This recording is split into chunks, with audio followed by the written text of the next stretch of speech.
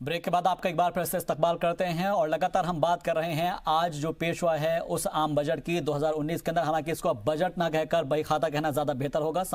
जो हमारे तमाम पैनलिस्ट हैं वो इस वक्त हमारे साथ मौजूद है और एक बार फिर मैं चलता हूं प्रोफेसर MM अंसारी साहब के पास और उनसे जानने की कोशिश करेंगे, क्योंकि बजट को लेकर ये कहा जाता है, जब भी बजट आता है उसको लेकर ये कहा जाता है कि भाई टैक्स के अंदर क्या बदलाव हुआ है। टैक्स क्योंकि हर एक नौकरी पेशा हो या फिर जो बिजनेसमैन हो वो जानने की उसकी सबसे ज़्यादा कोशिश होती है। हालांकि तमाम चीज़ें इसके अंदर बजट में होती है, लेकिन सबसे ज़्यादा जो ध्यान जाता है वो ये होता है कि भाई मेरे को कितना टैक्स देना है। बिल्कुल आपने सही कहा कि ये बजट जो है बही खाता होता है और इसमें एक साल में सरकार के पास कितनी रेवेन्यूज कहाँ से आती हैं और किन किन मद पे ये खर्च होना है इसका पूरा ब्यौरा होता है और इसी तरह से पिछले 2-3 सालों का भी ये होता है। तो ये वही खाता ही है।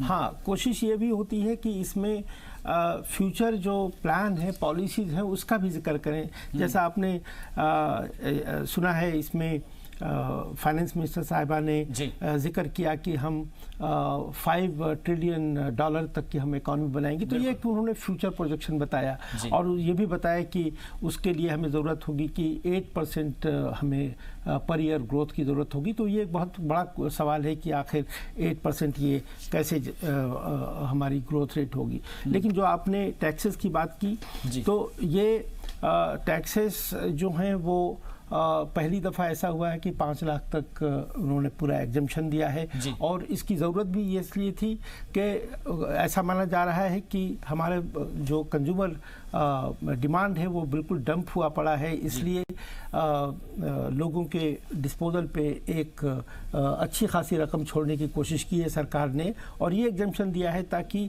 जो मैन्युफैक्चरिंग गुड्स हैं उसकी परचेजिंग बढ़ जाए। यानी कि जो बहुत सारी जो टीवी, फ्रिज और इस तरह की जो चीज़ें हैं उसका जो मार्केट जो है गिरा हुआ है उसको बढ़ाने की कोशिश की है। लेकिन उसके साथ साथ गवर्नमेंट ने ये भी किया है कि ये पेट्रोल वगैरह की प्राइसेस बढ़ा दी। तो एक हाथ से अगर उनको पैसे दिया तो दूसरे से वो ले लिया, इसलिए कि तकरीबन समाज का कोई ऐसा तबका नहीं है जिसका पेट्रोल और डीजल पे उसका पैसा खर्च ना होता हो।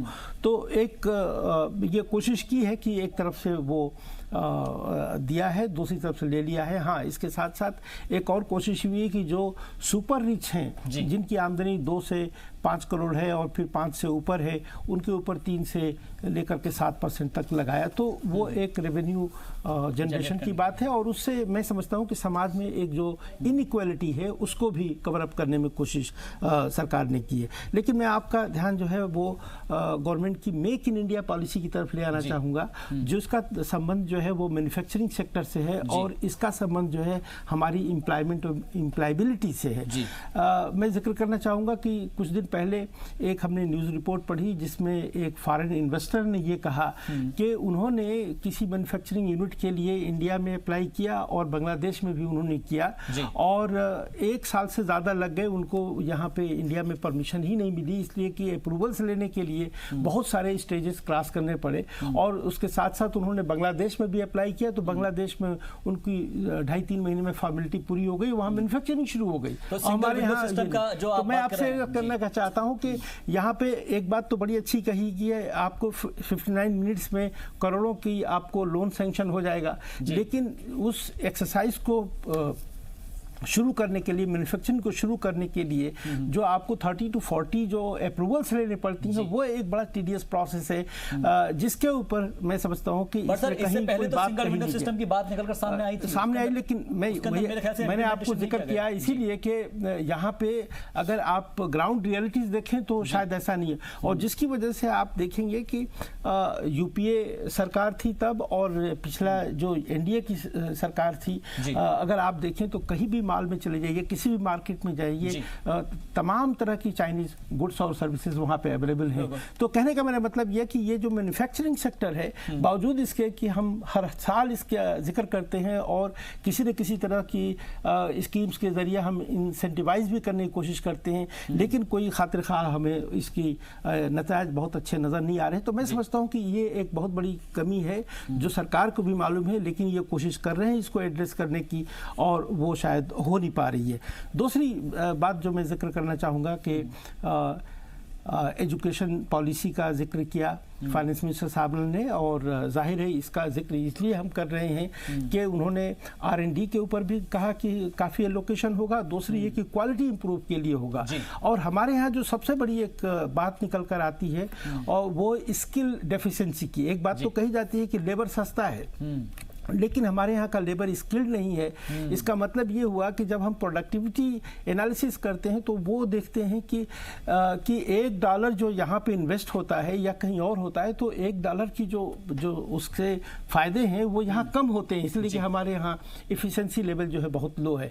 तो कहने का मतलब ये कि हमारी इकोनॉमी जो है वो इतनी कॉम्पिटिटिव नहीं है जिससे हमें एम्प्लॉयमेंट जनरेशन लास्ट गवर्नमेंट फायदा हो। तो स्किल डेवलपमेंट प्रोग्राम चलाए गए थे ताकि इसीलिए कि भाई लोगों को रोजगार भी मिलेगा और कम से कम आप सही करें, ये पिछले 10 सालों से चल रहा है, लेकिन इसके ऊपर बहुत ज्यादा कामयाबी नहीं हासिल हुई है। और इसी तरह से ये आयुष्मान भारत एक बहुत अच्छी स्कीम है, बहुत कॉम्प्रिहेंसिव स्कीम है, लेकिन ये देखा गया कि पिछले 2 सालों में जब इसका इम्प्लीमेंटेशन हुआ तो कहीं ना कहीं या तो गवर्नेंस की प्रॉब्लम है या कोऑर्डिनेशन की प्रॉब्लम्स आई है और वो फंडिंग की भी प्रॉब्लम आई। तो वो कुछ निटी ग्रिटी जो है हमें सुलझानी होगी।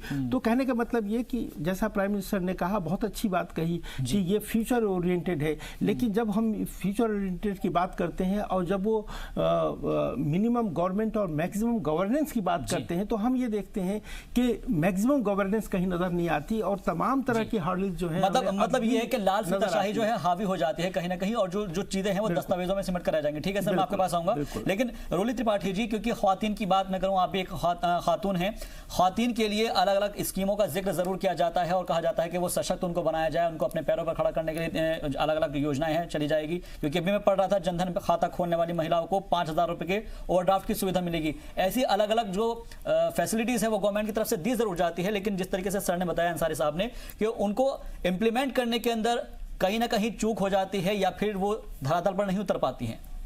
सबसे पहली चीज, सबसे बहुत अच्छी बात के साथ निर्मला जी ने शुरुआत करी थी, नारी तू नारायणी, और उन्होंने इसके साथ शुरुआत करी थी कि किसी देश की निर्भरता और आर्थिक निर्भरता वहाँ की औरतों पे बहुत ज्यादा निर्भर करती है।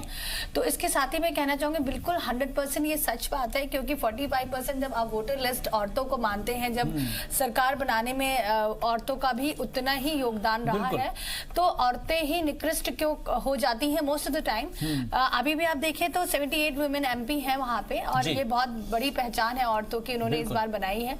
पर अभी भी बहुत से ऐसे पॉइंट्स हैं जो स्टिल इग्नोर्ड है। फर्स्ट पॉइंट है कि हम लोगों को अवेयरनेस नहीं होती है चीजों की। हम लोगों का एक सिंगल विंडो पॉलिसी जो आई है कि अगर आप कोई एक ऐसी चीज हो जिससे कि गरीब औरतों को, जो लोअर लेडीज है, जो जिनका डेली का काम ये नहीं है कि वो जाके टीवी में चैनल में देखे कि वो स्किल्ड कैसे हों, उनका पास घर के काम है, उनके बच्चे हैं, उनको स्कूल भेजना है, उनके साथ खुद के 50 काम होते हैं, तो उनके लिए एक ऐसी चीज जो उन तक पहुंच जाए। मुझे नहीं लगता है कि टीवी के थ्रू उनके पास ऐसा कोई काम होता होगा कि टीवी तक वो लोग पहुंच जाए, वो अपने आप को स्किल्ड कर लें या अपने आप को देख देख के एम्पावर्ड कर लें या उनको एम्प्लॉयमेंट मिल जाए। ये बहुत ही, मुझे किसी भी लेवल पे ये चीज मैं कनेक्ट नहीं हो पाती हूँ। पहली चीज तो अगर आपको एम्प्लॉयमेंट देना है तो उनको पहली बात स्किल्ड कैसे करना है, वहाँ के लोकल एरिया पे कुछ कैंप्स लगा के जिनसे डायरेक्ट इंटरेक्शन हो और एक एलोकेशन भी हो, अवेयरनेस भी हो, इंटरेक्शन भी हो। कुछ बेसिक चीजें जो आपको रूट लेवल पे करनी होंगी। हम लोग एसी रूम में बैठ के डिस्कशन करने का अनलिमिटेड और हर लेवल पे कर लेंगे, कोई रिजल्ट नहीं निकलने वाला अंटिल अनलेस हम उनके पास नहीं जाएंगे। इसके लिए एक एलोकेशन और पर्टिकुलर एरिया में औरतों का होना चाहिए, जो कि एक जिस लेवल पे भी देना चाहिए। और दूसरी, इस वक्त बहुत ही मेजर मुद्दा जो चल रहा है दिल्ली और पूरे भारतवर्ष का, कि सेफ्टी एंड सिक्योरिटी, जो मुझे इस बजट में बहुत ही इग्नोर्ड लगा कि औरतों की सेफ्टी एंड सिक्योरिटी के बारे में कहीं भी कुछ भी मेंशन नहीं किया गया कि उसकी सेफ्टी और सिक्योरिटी के लिए मोबाइल है या जो भी, आजकल हर औरत के हाथ में मोबाइल है, तो मोबाइल का यूज वो कैसे अपनी सुरक्षा के लिए कर सकती है। आती तो रहती है पर एक बहुत इजी तरीका, जो एक काम वाली है, घर की औरत या गांव की एक औरत जो गेहूं ट्रांसप्लांटिंग करने गई है या पैडी या जो भी करने गई है, वहां से लेके वो वहां भी करते, क्योंकि वहां तो नेटवर्क नहीं आता है। अगर उसको वहां पे कौन सी दिक्कतें आ रही हैं, ये जो चीजें हैं वो औरतों के लिए बहुत ही सुपरफिशियल, मैं बोलूंगी, जो बजट की चीजें हैं बहुत ही सुपरफिशियल है। अगर रूट कॉज लेवल पे देखा जाए तो मैं I am not at all very much convinced, क्योंकि अगर आप देखा जाए शेल्टर होम्स की हालत, अब वहां पे वुमेन जो रिहेबिलिटेशन होता है, जो औरतें कहाँ से चाइल्ड ट्रैफिकिंग से औरतें लेके आती है, आप जितने भी आप दिल्ली हो गया, नोएडा, गाजियाबाद, इन जगह के शेल्टर होम्स में औरतों की हालत देख लीजिए जाके। कोई औरत वहां रहना नहीं चाहती है, वो वापस वहीं जाना चाहती है जहां से वो बचा के लाई गई है। तो ऐसा क्यों हो रहा है? थोड़ा सा सेफ्टी, सिक्योरिटी और औरतों और बच्चों और ऐसे मामले भी आए भी थे पिछले दिनों, हमने देखा था अलग अलग बिहार में, अलग अलग जगहों पर मामले आए भी थे सामने निकल। वो प्रोस्टिट्यूशन में they want to go because उनको वो प्रॉपर चीजें मुहैया ही नहीं कराई जाती हैं। उनको ठंड में सवेरे 4 बजे बिना कपड़ों के नहाना, और पानी नहीं है ना उनके पास सैनिटरी, कोई सुविधाएं नहीं है। तो ये तो आपके हाथों में, तो सरकार के हाथों में है सारी। अगर आप एक तरफ से ये कह रहे हैं कि औरतों को भी हमें उतना ही ताकतवर बनाना है, और किसी भी देश की आर्थिक स्थिति तब तक नहीं सुधर सकती जब तक औरतें नहीं अच्छे जगह हैं, तो मैं इस जगह पे कहना चाहूंगी कि मैम से कि मैम प्लीज आप शेल्टर होम्स देखें जाके, और आप यहाँ पे जो आपके अंडर है, जो कॉलेजेस है, स्कूल्स है, जो सरकारी स्कूल्स है, वहां पे लड़कियों की स्थिति देखी जाके कि उनके घर वाले 4 लोग साथ में आ जाते हैं। तो बेसिक रूट लेवल पे काम करने के लिए कोई एक अच्छा अवेयरनेस प्रोग्राम हो, जो इमीडिएट चाहिए, जो हमें आज अभी शुरुआत से करना है, तभी उसका रिजल्ट हम 5 साल बाद देख सकेंगे। बिल्कुल, शुरुआत अगर अभी से करेंगे तो आने वाले 5 साल में उसका रिजल्ट दिखाई देगा। मैडम आपके पास फिर से लौटेंगे, लेकिन रमेश ठाकुर साहब, जिस बात का मैडम लगातार जिक्र कर रही हैं कि इन चीजों को बता दिया जाता है, ऐलान कर दिया जाता है, लेकिन धरातल पर वो उतरती नहीं है, जमीनी हकीकत उससे काफी जुदा हो जाती है। अभी मैं जिक्र करता हूं, अगर किसी भी बैंक सिस्टम की, बैंकिंग सिस्टम में अगर आप देखेंगे तो सबसे बड़ा एसबीआई बैंक है। अगर वहां पर आप जाएंगे तो किसी की अगर विधवा पेंशन योजना आ रही है या कोई और सी योजना के तहत उसकी पेंशन आ रही है, तो उसको उस पेंशन के लिए कम से कम पूरा एक दिन अपना खराब करना पड़ता है। किराए के लिए अगर वो आना चाहती है, उसके पास कोई किराया नहीं होता है, और उसको अपनी पेंशन के लिए लाइन में लगना पड़ता है। जाहिर सी बात है कि ये काफी अच्छा किया गया है कि अपने अपने खातों के अंदर आ रहा है, लेकिन उसको इसके लिए भी काफी जद्दोजहद करनी पड़ रही है। क्या इन चीजों के अंदर इंप्लीमेंटेशन नहीं होना चाहिए कि एक शख्स कोई अपने ही पैसे निकालने के लिए आ रहा है तो उसको लंबी लाइन में लग रहा है, एक काउंटर से दूसरे काउंटर तक उसको दौड़ाया जाता है?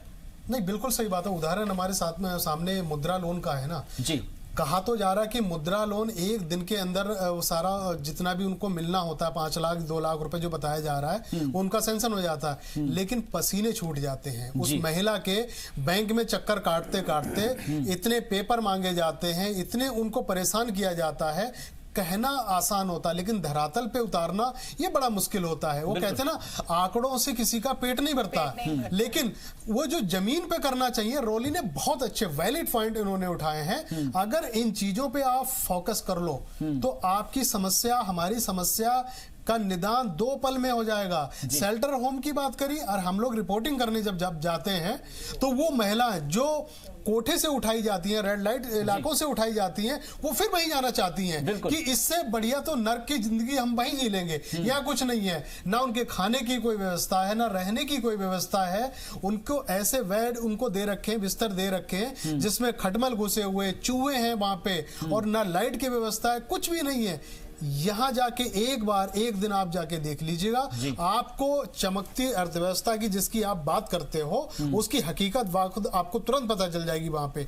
दूसरी बात, आप लोग कह रहे हो कि हम महिलाओं के लिए बहुत कुछ कर रहे हैं। इस बार मेंबर ऑफ पार्लियामेंट भारी संख्या में संसद सदन में पहुंची हुई हैं, लेकिन ऐसी संख्या का क्या फायदा जो उनसे जुड़ी समस्या पे ही वो लोग निदान ना कर पा रहे हो। आज सुरक्षा की, महिला सुरक्षा की बात की जाती है, हर एक महिला के पास में एक एंड्रॉइड फोन है, लेकिन क्या वो एंड्रॉइड फोन उनकी समस्या का समाधान कर सकता है? नहीं कर सकता है। दिल्ली जैसे शहर में जब 5 मिनट में आप किसी पुलिस को फोन करो, पीसीआर वैन आ जाती है, वहां देखिएगा 10 मिनट के अंदर एक बलात्कार हो रहा है, और पूरे देश की तो बात ही छोड़ दीजिएगा।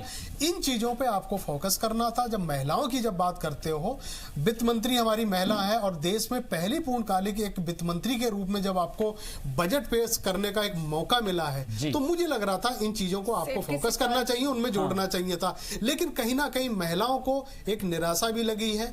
महिला जब किचन में खड़ी होती है तो हमसे ज्यादा जानती है कि एक घर का बजट कितना है, एक घर कैसे चलाया जाता है, बच्चे की फीस कितनी निकाली जाती है, घर का खर्चा कैसे निकाला जाता है। मेरे ख्याल से आप भी एक महिला हैं, आपको भली भांति पता होना चाहिए।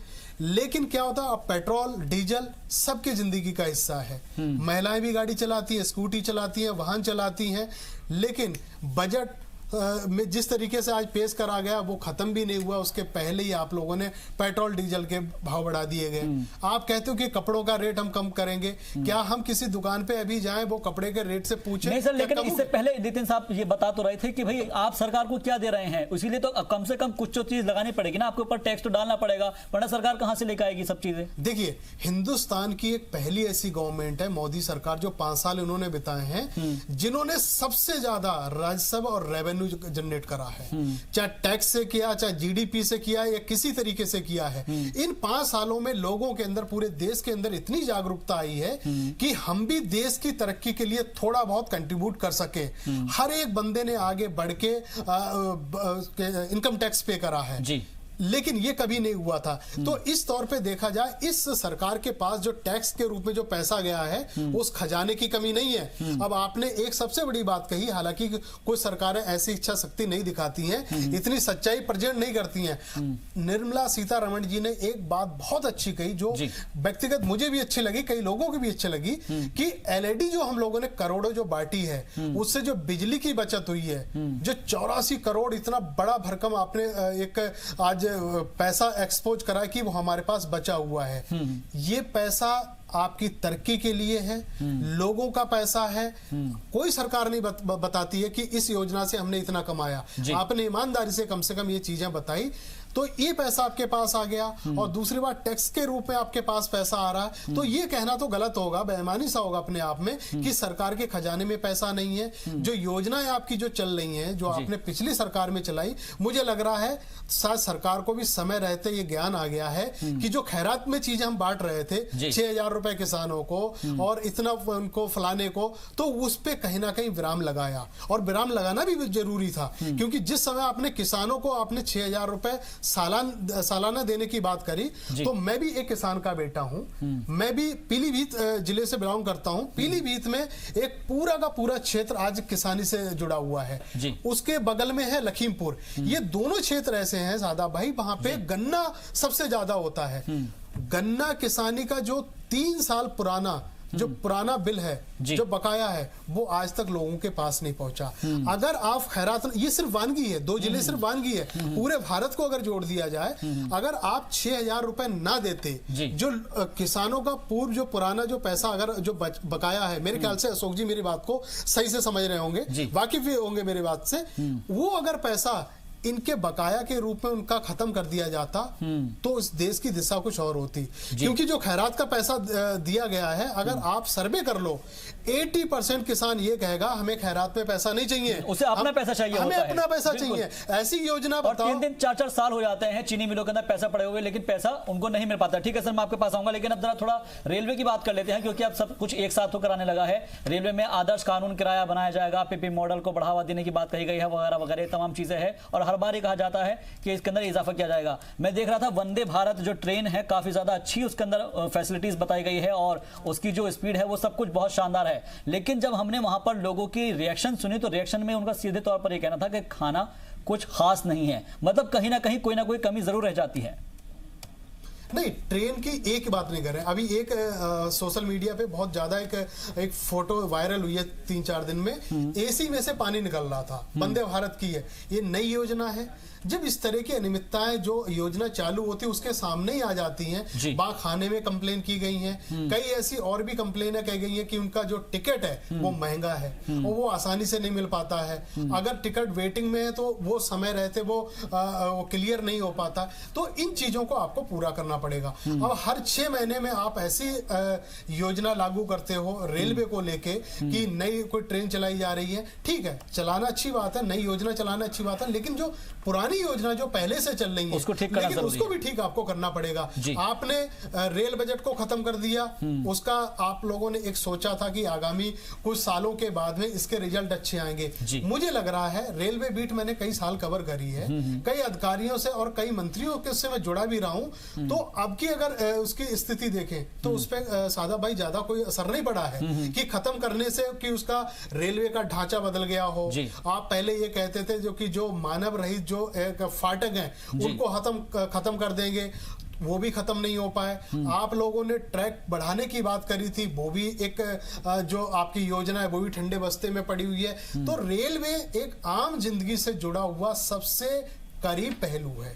आज हर पूरे देश का लगभग 80 करोड़ उससे सफर करता है, क्योंकि सबके बस की बात नहीं। आप ठीक है उड़ान योजना लागू करते हो कि उड़ान योजना से आपने आज ये वक्तव्य दिया कि उड़ान योजना से लोगों को बहुत फायदा हुआ है, लेकिन धरातल पर अगर देखा जाए इस योजना की अगर सर्वे आप करो तो मुझे नहीं लग रहा कि 100 लोगों में 10 लोग भी उस योजना की कोई तारीफ करे, क्योंकि ये योजना के लोगों के पता ही नहीं है जी। आपने दिल्ली से शिमला के लिए लागू करी, तो शिमला के बीच में लोगों का आना जाना काफी होता है, ठंड गर्मी के मौसम में वहां जाते, वो योजना वहां समय से लागू नहीं हुई।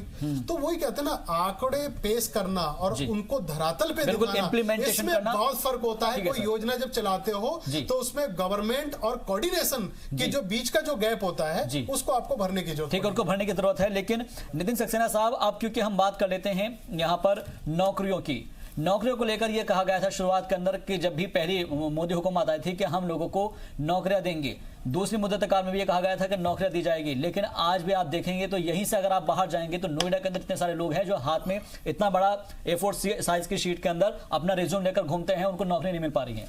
बिल्कुल सही कह रहे हैं आप। नौकरियों की ये सरकार के ऊपर बहुत आरोप लगे और आरोप बिल्कुल सही भी साबित हुए हैं। ये आरोप बहुत कष्टदायक हैं, क्योंकि आज भी जो नौकरी कर रहा है उसको ये नहीं मालूम कि मेरी ये नौकरी सुरक्षित है कि नहीं है। चाहे वो प्रिंट मीडिया में काम कर रहा हो, चाहे इलेक्ट्रॉनिक मीडिया में काम कर रहा हो, चाहे वो मैन्युफैक्चरिंग यूनिट में काम कर रहा हो, चाहे कंप्यूटर इंडस्ट्री में काम कर रहा हो, कहीं भी वो काम कर रहा हो, डेली उसके साथ ये तलवार लटकी हुई है। और वो हर साल इतने पढ़े लिखे नौजवान आ रहे हैं, वो उनको कॉम्पिटिट करने के लिए उससे बेहतर उनके पास जानकारी है और उनसे बेहतर उनके पास हुनर है, और वो ये सोचते हैं कि अगर और उससे कम पैसे में भी वो लोग काम करने के लिए तैयार है। उसका मेन रीज़न ये है कि सरकार ने बड़े रिफॉर्म्स किए अपनी पहली इनिंग में, जो कि बड़ा ही अजीब सा लगा पूरे देश को कि ये एकदम ये कैसा प्रधानमंत्री है जो इसने आते ही अपने फ्यूचर के बारे में नहीं सोचा, देश के बारे में सोचा कि भाई मैं इस तरह के रिफॉर्म लेकर आऊंगा और मेरा अपना फ्यूचर इसमें ख़त्म भी हो सकता है। परंतु वो अपने उसमें कामयाब निकले वो, और उनका लक अच्छा था कि वो कामयाब निकले, और देश अब आगे 5 साल बाद एक सुरक्षित चीज़ों में आ जाएगा। नौकरियों की जो प्रॉब्लम्स हैं वो भी ख़त्म हो जाएगी, क्योंकि जो GST जो लगाया उससे कई बिजनेस ख़त्म हुए। आपने ना नोटबंदी करी, उससे कई बिजनेस ख़त्म हो गए। रियल एस्टेट कंपनीज ख़त्म हो गई। ख़त्म क्या हो गई, बिल्कुल वो लोगों ने काम करना ही बंद कर दिया। और पैसे का दूसरी प्रॉब्लम ये आई कि उन्होंने पैसे का डाइवर्शन कर दिया। उन्होंने कहा इतना सख्त आदमी आ गया है यहाँ प्रधानमंत्री, जो न खाने देगा ना खिलाने देगा, कुछ भी नहीं करने देगा, हमारा ये काम चल नहीं सकता। उन्होंने वो पैसा डाइवर्ट कर दिया और किसी तरह से कंज्यूमर्स सिर्फ कोर्ट के अलावा सुप्रीम कोर्ट तक के मामले अब चल रहे हैं रियल एस्टेट के ऊपर। ये और इसके कारण सबसे ज़्यादा बेरोजगारी हुई, क्योंकि सबसे ज़्यादा रोजगार एक रियल एस्टेट इंडस्ट्री करती थी।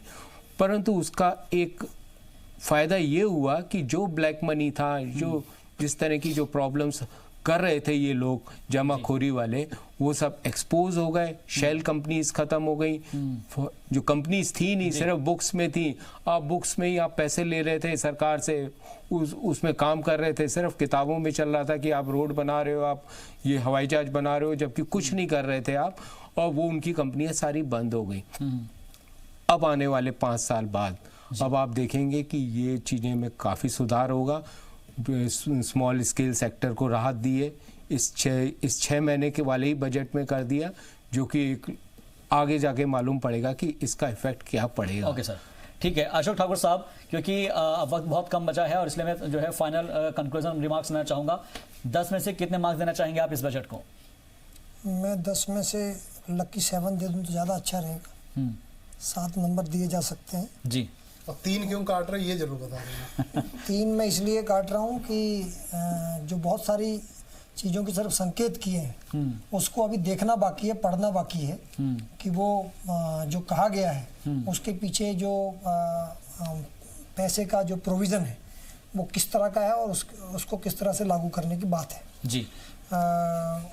एक बात मैं यहाँ जरूर कहना चाहूँगा जी कि व्यापारियों के अंदर जो थोड़ा सा डर है जी, और इसलिए मुझे लग रहा है कि वो इन्वेस्टमेंट नहीं कर रहे हैं, इसके कारण थोड़ा निवेश में कमी आई है। तो आज के बजट के बाद मुझे लगता है कि वो डर थोड़ा कम हो जाएगा। सरकार ने उसमें बहुत सारी चीज़ों का घोषणा करी है, तो उसके बाद जो लोकल लेवल पर जो हमारा देश के अंदर भी जो लोग पैसा रोक कर बैठे हैं वो कहीं ना कहीं फिर व्यापार में उसको लेकर आएंगे।